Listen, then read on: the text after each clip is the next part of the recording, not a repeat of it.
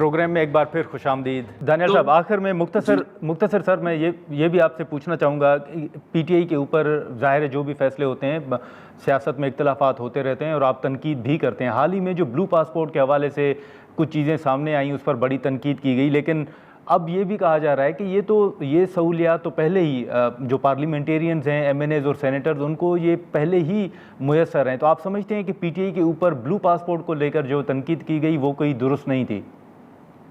کیا باتیں کر رہے ہیں جی, آپ کا اپر ہاؤس کے ایک پریسٹیج اور وہ جو ہے وہ پہلے سے ہی ہے. یہ تو دیکھیں ان کی جب ہم بات کر رہے ہیں نا, تو میں یہ تو کہتا ہوں ان کی لا اینڈ آرڈر کا سچویشن دیکھیں, ان کے صوبے کا حال دیکھیں. آپ 10 کلومیٹر باہر نکلیں تو آپ کے رونگٹے کھڑے ہو جاتے ہیں. ان کی روڈیں دیکھیں, ان کے ہسپتال دیکھیں, وہاں سے کے پی کے لوگ یہاں آتے ہیں. ان کے پاس کوئی انفراسٹرکچر بلڈ نہیں کر سکے. کرپشن ایک پیک کے اوپر ہے, لیکن عوام کے لیے نمائندے عوام کی آواز نہیں اٹھاتے, عوام کے اوپر بات نہیں کرتے, عوام کے لیے عوام کا کیس آ کے پارلیمان میں نہیں لڑتے. میں سر بلو پاسپورٹ کی بات کر رہا ہوں. آ جاتے ہیں, لیکن بلو پاسپورٹ جو ہے جو ان کی اپنی ذاتیات کے لیے ہے, جو اپنے بچوں کو مفادات ملنا ہے, جو اپنے اس کے اوپر بات کرتے ہیں. پہلے تو کہتے ہیں ہم حکومت کو منظور نہیں, حکومت ایکسیپٹ نہیں کرتے. آپ آئین جو سب سے امپورٹنٹ چیز ہے, آئین کی دھجیاں اڑاتے ہیں, پھاڑ کے اسپیکر کے منہ کے اوپر پھینکتے ہیں. آپ کا جو منی بل آتا ہے, جو سب سے امپورٹنٹ جو آپ کی پورے سال کی تنخواہ ہوتی ہے, اس کو سے لے کر آپ کے ملک کے ایک ایک چیز کو ڈائریکشن دینے کے لیے, اس میں آپ اپنے آپ کو بیٹھنا ضروری نہیں سمجھتے منی بل میں. لیکن آپ جو ہے اپنے جو بلو پاسپورٹ بچوں کو اور ریٹائرڈ لوگوں کو اور اس کے پرکس اینڈ پریویلیجز انجوائے کرنے کے لیے آپ یو ایٹ فور فرنٹ. دیکھیں وہ کہتے ہیں نا کہ مطلب کہ آپ کو پرکس اینڈ پریویلیجز یا چیزیں وہ بات کرے کہ جو اپنا حال ٹھیک کر رہا ہے. دانیال صاحب, اگر میں سر اپنا سوال ریپیٹ کروں تو یہ جن سہولیات کا دانیال صاحب ذکر ہو رہا ہے سر, یہ سہولیات تو پہلے ہی آپ نہیں سمجھتے کہ سینیٹرز اور ایم این ایز کو یہ میسر ہیں سہولیات؟ یہ دیکھیں کسی بھی پروونشل گورنمنٹ کو یہ سہولتیں میسر نہیں ہیں, کسی بھی پروونشل کو. Upper house because we drive our powers from the British parliament, upper house کے جو پرکس اینڈ پریویلیجز ہیں وہ ان کے ڈفرینٹ ہیں, اور جو پروونشل اسمبلیز ہیں ان کے ڈفرینٹ ہیں.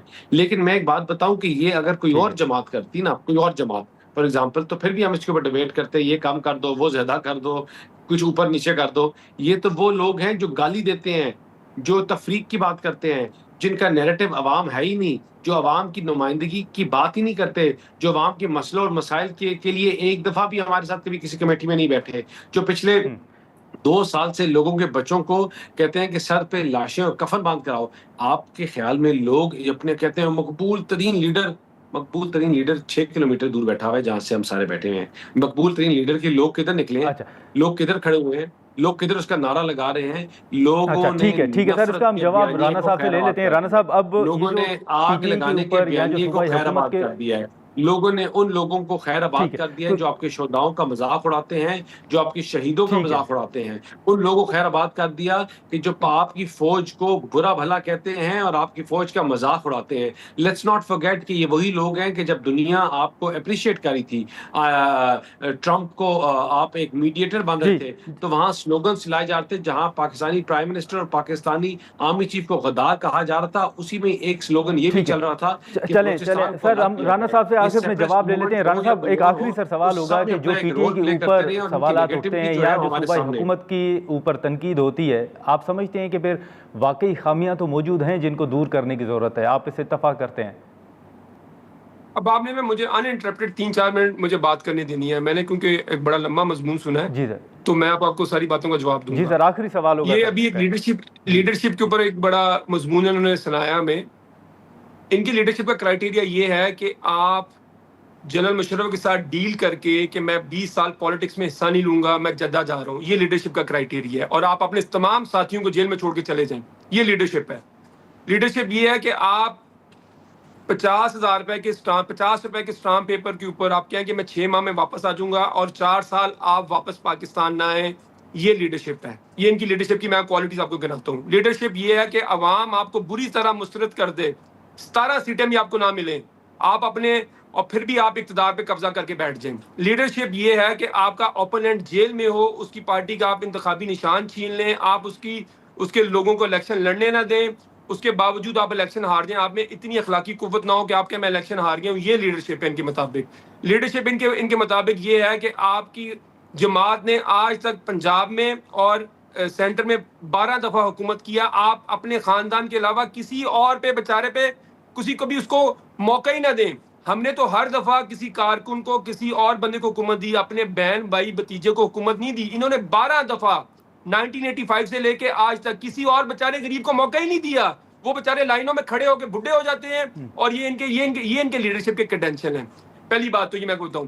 ابھی یہ کہہ رہے تھے مہنگائی, دیکھیں بات اگر کرنی ہے فیکچوئل بات کریں.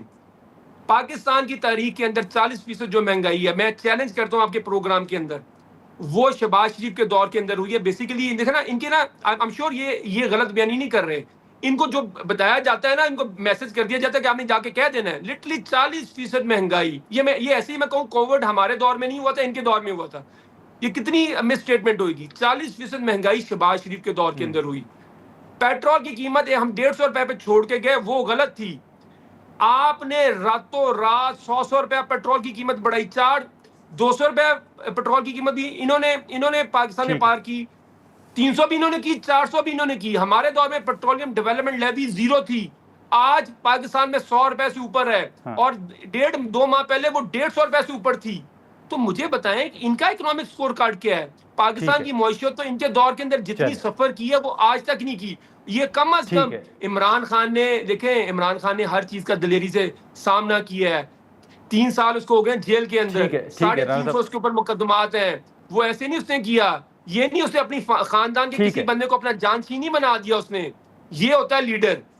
چلیں ٹھیک ہے. رانا صاحب آپ کا بہت شکریہ, دانیہ آپ کا بھی بہت شکریہ سر وقت نکالنے کا. ناظرین گفتگو آپ نے سنی. اب مذاکرات کے حوالے سے جو پی ٹی آئی نے آمادگی کا اظہار کیا ہے اور کہا ہے کہ وہ حکومت کے ساتھ بیٹھنے کے لیے تیار ہیں. اب ان کے مطابق ان کو حکومت کے جواب کا انتظار ہے. اب دیکھنا یہ ہے کہ حکومت کی جانب سے اس پر کیا جواب سامنے آتا ہے. آج کے پروگرام میں اتنا ہی. اجازت دیجیے, اللہ حافظ.